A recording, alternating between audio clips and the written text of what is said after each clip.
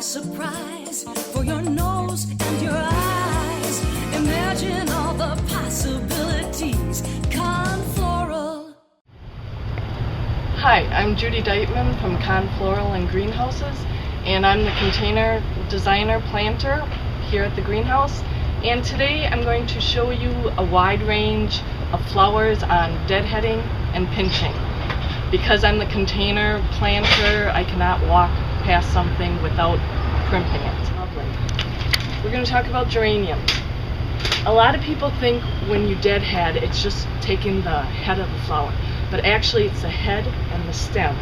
And on this geranium, like this, is not that great, even though some people would say, well, that still looks gorgeous. This is totally personal preference, but for Mother Nature to send up more spikes like this, and the rest of these are in full bloom, it needs to know that the ones they are still sending energy to are done. So we are just facilitating that process. So what you're doing is taking the head and the stem all the way down to the main stem, and with geraniums they just snap off just like that. And then another thing besides deadheading is taking out past leaves that are usually at the base of the plant. So you're just cleaning those up. It's just simple house cleaning. In the center there's one, and on this plant I would also take this one off. Alright, this one is cleaned up. Let's do another. Now on here, another way you can cheat too, if you want to still enjoy the beauty of the surrounding, is taking the center and just pulling out the bad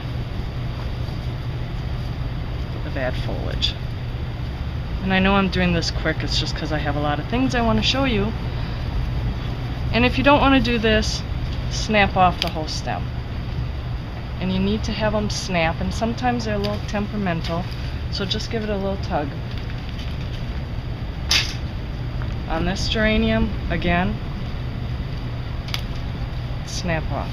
And that will promote these new spikes. Or there's another shoot starting, Mother Nature will say, oh, I need to produce some new blooms. Alright. On petunias, a lot of people think you don't have to deadhead because they're just going to shrivel and fall up. Yes, you're correct. Naturally, that will happen. But you're looking at all this dead stuff, and it really is taking away the beauty of the plant. So with petunias, you're just pulling them off. And some people say they are a little sticky. Yes, they are. That's just the nature of the plant. Here is some underneath.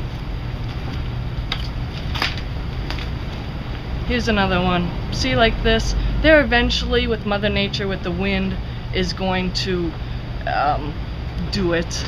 But we just want to help her. Our seasons are so short, and we want to keep the beauty of the plant in its best. So, alright. Argyranthemums. I might murder that word. So we just call them, these are not the garden mums. We call them mums. We just cut it short. But this one I deadheaded already to show you what it will look like after. See how ugly that looks? And this is Mother Nature's doing its process, and that's why it's not sending up new buds right away, because it needs to take care of this stuff first. So what I did, this plant looked like this. So I deadheaded all this to get it to look naked, more or less, but I want Mother Nature to send up these new spikes. So what we do on these little mums is, and if you don't want to use your nails, which work really nice, you can use a little pruner. And you just, again, take the head with the stem and you go down to a leaf joint. And here a little tug, so I'm holding the base of the stem. If you want to do the pruner, I guess that makes it easier on this, because these are a little tighter. Or again, I'm doing the nail. I'm just used to my nails, but no right way is wrong. And again, so many of these blooms were all, in my book, icky.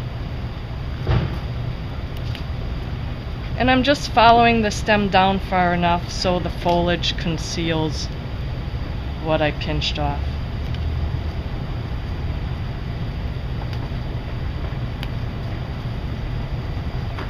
So yes, you're right, there won't be anything left of this, but it's not going to take long.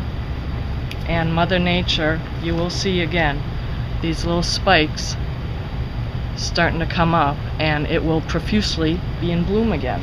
These are very nice mums for blooming all summer long. Osteospermums, wonderful little plants. They bloom all summer. They like the sun. Again, see here, someone thought they were doing good and deadheaded, where they just took the head, and you just see the stem. Well, nothing is going to grow from this stem. It's going to grow from these side shoots. So you just take this down low enough where the stem is underneath some leaves. So on this one, I found one that had a lot of past blooms. We don't want to leave this on the plant. It just aesthetically looks ugly. So again, take the stem. We're going to go down. See, this is a new bud coming. And here, you see where this is spiking out, and here's the old one. Let's do one more. Okay, here's one. So if you left these old flowers on, Mother Nature would eventually take care of it, but by then you have a lot of these dangling flowers, and you have all these pretty new flowers. So let's just clean up. See, that one is on its way out. I would take it off. You may not. You're not doing anything wrong leaving it, but if you leave it, it's just going to get like this. So why don't you just hurry up the process, take this off. Alright, marigolds. Marigold's a good old standby. See all these new spikes and these bad heads? Just snap them off. Again, take the stem.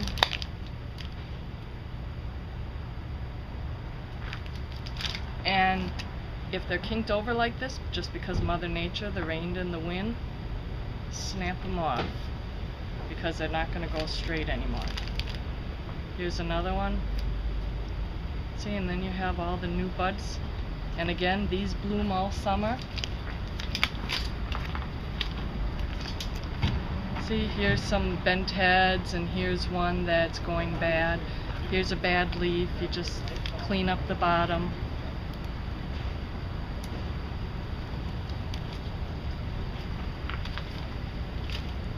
Alright, begonias. These are non-stop begonias. They will continually, that's why they call them non-stops, they will continually force to have blooms. Some of the characteristic of the plant, the blooms will drape. Sometimes they get top heavy, and a bad bloom, where it's starting, okay, it will drape over to the side, and then eventually fall off by its own.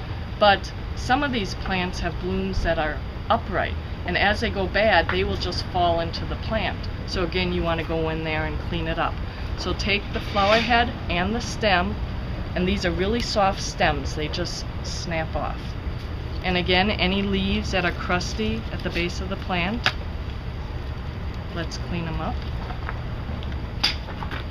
Here's one that has a lot of yellowing leaves. Yellow leaves will not turn green again. So let's help Mother Nature.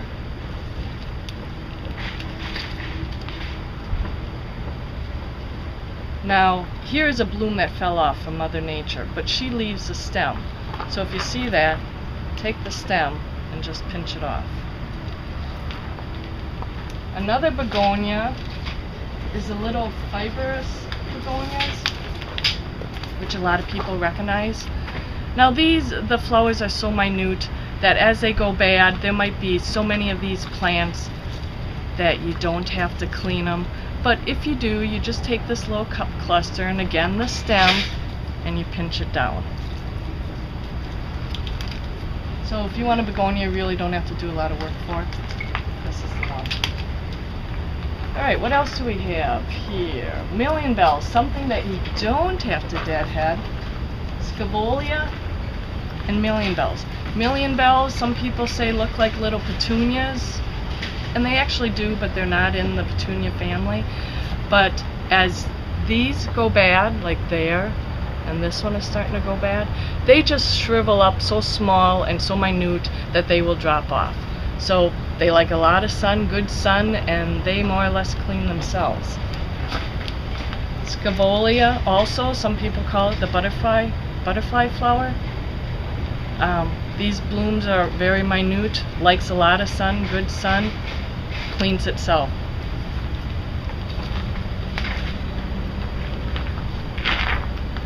Diamond frost. Wonderful, a lot of sun, lot of little flowers. Don't have to do, it's a slow grower, so even pruning it, unless you have a branch that's really winging out, you can prune it back to a leaf joint where there's a couple leaves right here, so you can prune it back that way, and that will stimulate bushier growth. But otherwise, just have this in your planter or in the ground and leave it go.